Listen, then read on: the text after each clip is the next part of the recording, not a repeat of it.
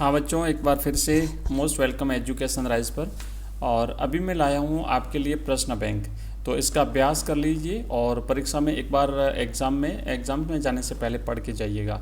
Complete शुरुआत करते हैं पहले प्रश्न से। पहला प्रश्न है कि विश्व में सर्वाधिक विस्तृत रेलमार्ग तंत्र है।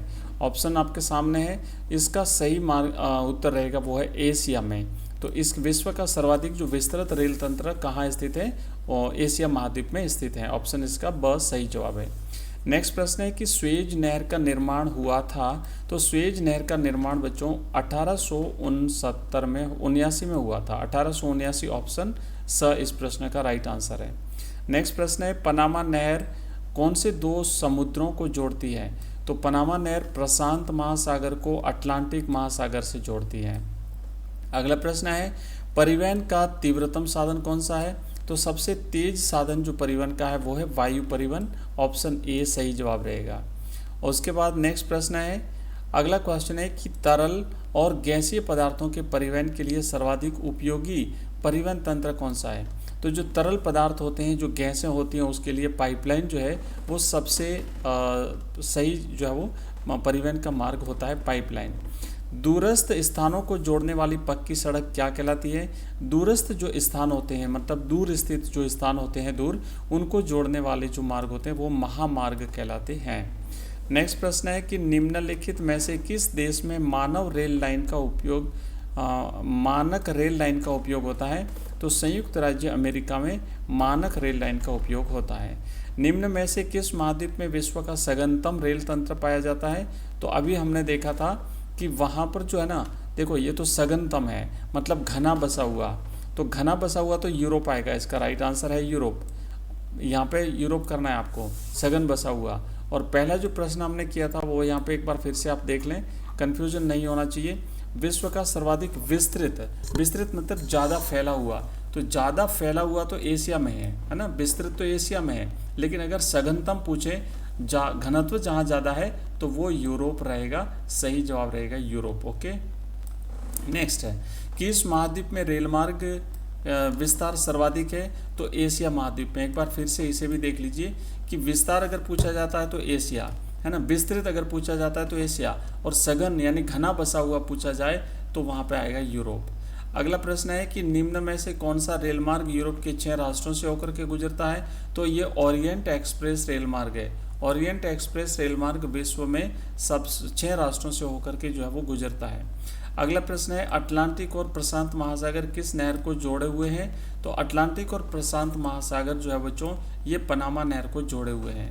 नेक्स्ट है लाल सागर और भूमध्य सागर किस नहर से जुड़े हुए हैं। तो लाल सागर और भूमध्य सागर स्वेज नहर से जुड़े हुए हैं। ऑप्शन इस प्रश्न का ब राइट आंसर है।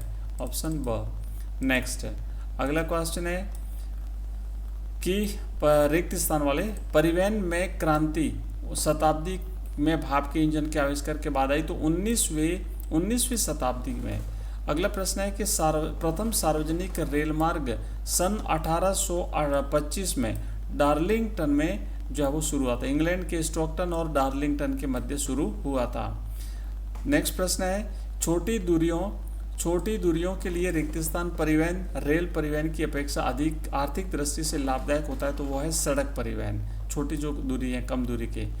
अगला प्रश्न है विश्व की कुल मोटर वाहन चलाने योग्य सड़क मार्ग का लगभग प्रतिशत भाग अमेरिका में पाया जाता है। तो 45% भाग। फिर है यूरोप में विश्व का रेल तंत्र पाया जाता है। दूसरा स्थान है यूरोप में रेल तंत्र का। फिर है रेल घनत्व सर्वाधिक है, मतलब ज़्यादा घना बसा हुआ है वो यूरोप में है। और विस्तृत पूछा जाता है तो एशिया महाद्वीप है।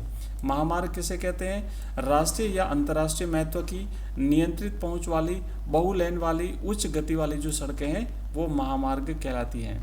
सीमावर्ती सड़क किसे कहते हैं। वे सड़कें जो किसी देश की सीमा के साथ साथ चलती हैं, बाउंड्री लाइन के साथ साथ चलती हैं, वो सीमावर्ती सड़कें कहलाती है।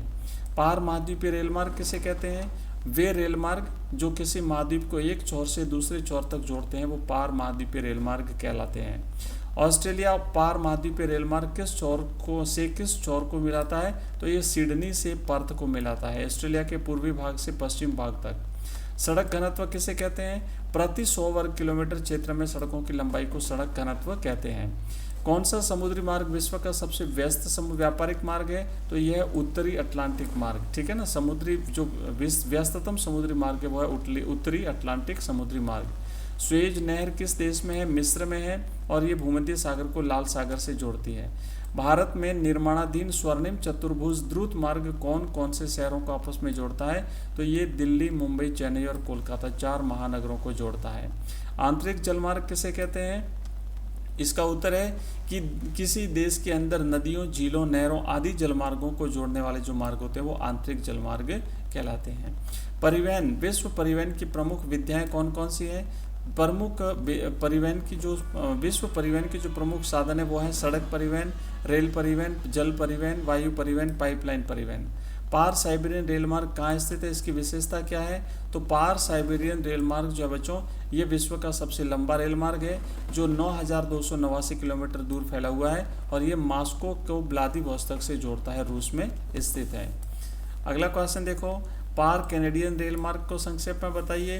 तो ये रेल मार्ग कनाडा में स्थित है और 4,466 किलोमीटर तक फैला हुआ है, ठीक है। अब ये देखो प्रश्न एक बार आप देख लेना, इसकी स्क्रीनशॉट चाहो तो ले लेना, इसकी स्क्रीनशॉट चाहो तो ले लेना, ठीक है। इसका भी ले लेना आप एक बार। तो ये आपका हमने, धन्यवाद।